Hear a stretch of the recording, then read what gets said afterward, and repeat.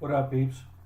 Monomahos here, speaking to you from the breakfast nook of stately Monomahos Manor. Today I want to talk to you about Russia as a civilizational realm, Russia in general, um, and neoconservatism and American adventurism.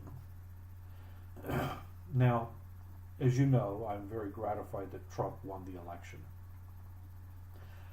I think he's done a stupendous job. Below, I'm going to put some links about all the stuff that he has done that is of a conservative nature, that has far exceeded my expectations and the expectations of others who are stalwart conservatives and libertarians. I mean, the guy is Reagan on steroids. That doesn't mean, though, that he controls the government completely or his administration. It doesn't mean that he has complete control over American foreign policy. I think he's getting more powerful in these regards every day. Still, the establishment is there. The establishment is the establishment. And there's a visceral disgust or hatred towards Russia and all things Russian among our establishment. Trump presently is just trying to hold back the dogs of war. I don't know if he's going to succeed. I pray he does.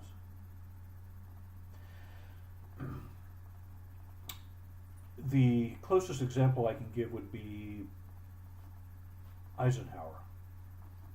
Eisenhower got us out of Korea, which was started by a liberal Democrat under the auspices of the United Nations. Our first undeclared war, by the way. And he tried as much as possible to govern as a Taftian, even though he defeated Taft for the nomination, non-globalist, non-progressive. Did he succeed? No, not completely. I mean, he did help overthrow Mossadegh, who was the leader of Iran, the democratically elected leader of Iran. British Petroleum wanted him gone. So Eisenhower went along with it. On the other hand, when the British, the French, and the Israelis invaded Egypt, and at the behest of central bankers, i.e. the Rothschilds, he put a stop to that immediately. He just came down on those three countries like a ton of bricks, and he stabbed England in the back. At least that's what the way the English feel. He said, "If you do not stop this right now, I'm going to cause a run on the English pound." Okay, so it's mixed.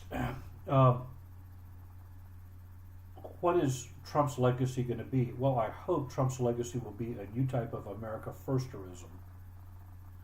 I'd like to think that the days of NATO are over with, and I think I can foresee him making that happen or starting that ball rolling. I'd like to think that he's not going to needlessly provoke Russia. In fact, I'm going to say he's not going to needlessly provoke Russia. I'm afraid, though, that agents in place in the deep recesses of the American government are in the process of trying to provoke Russia. Personally, I feel that Trump and Putin have this kind of weird understanding going on. Not a bromance per se, but an understanding that they know what they're up against within their respective governments. So, let's get right to it as far as Russia is concerned. Russia is, by all accounts, a resurgent Christian European nation. It's not perfect. I'm not saying Putin is some choir boy. I'm not saying he's a really devout Christian. But that's not for me to say. It's not for you to say either.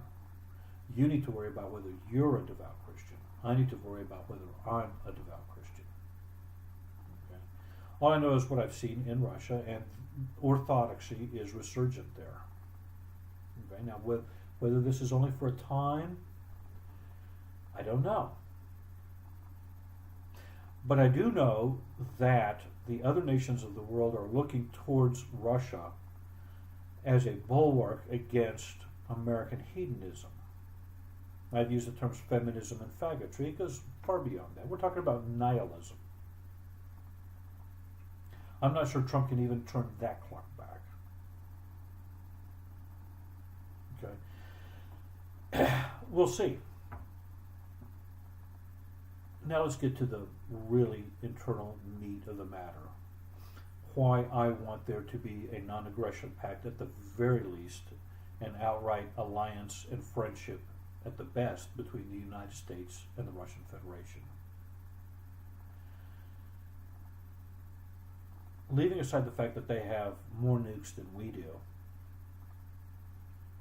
the idea that we can defeat them in open conflict is a pipe dream, and it's a delusion. Now, you notice I didn't say that they could defeat us, or that they could conquer us. I don't believe they want to. But unfortunately, our American exceptionalists, especially the neocon branch, believes that we can and should engage the Russians, I almost said Soviets, the Russians militarily, destroy them, conquer their land, divide it up, and everybody will be happy, especially all the Russians. Now, the delusion there, by the way, still empty, the delusion there is, I think, of a demonic nature, and I literally mean that, demonic. You heard me right, demonic. There's an atavistic hatred of Russia and orthodoxy specifically among many of our elites.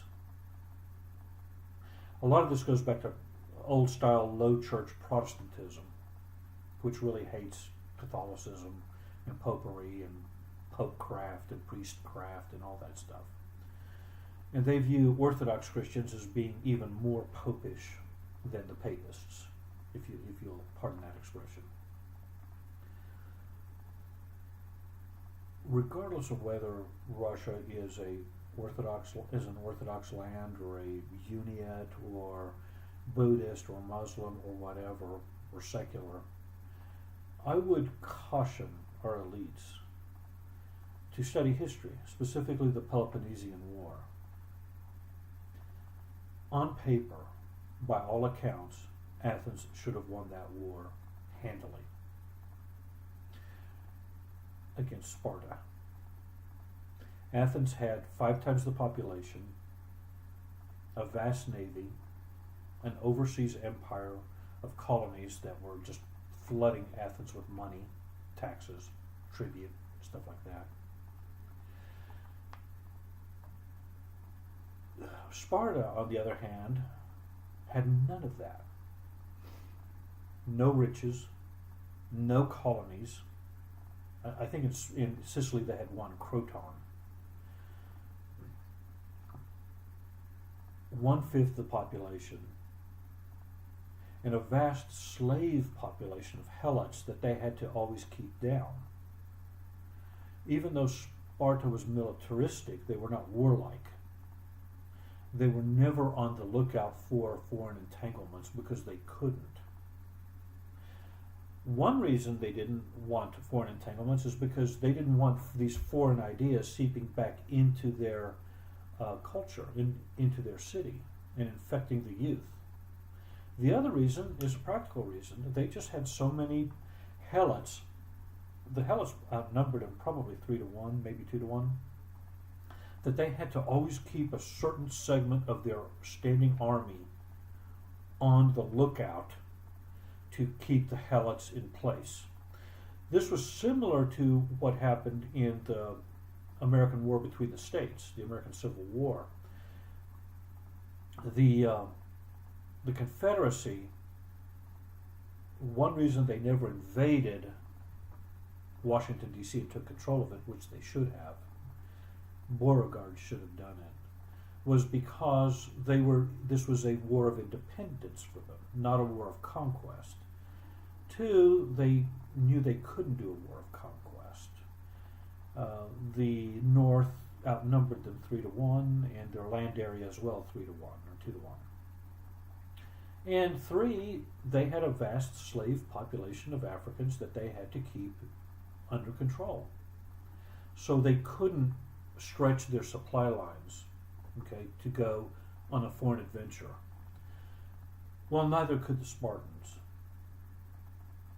So the Athenians had all these benefits accruing to them going into the run-up to the Peloponnesian War, whereas the Spartans had all of these defects which held them back.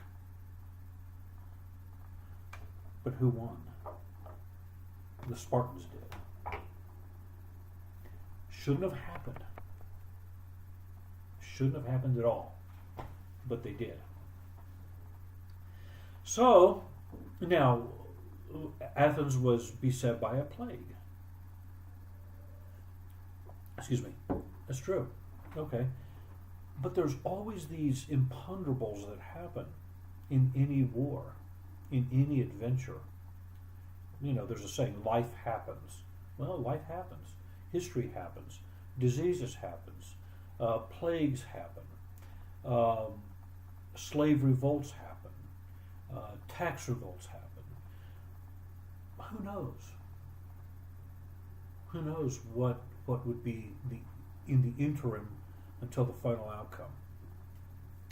So, what I say to all my elite friends, our betters in the State Department and in the foreign offices of the West, don't go poking the Russian bear.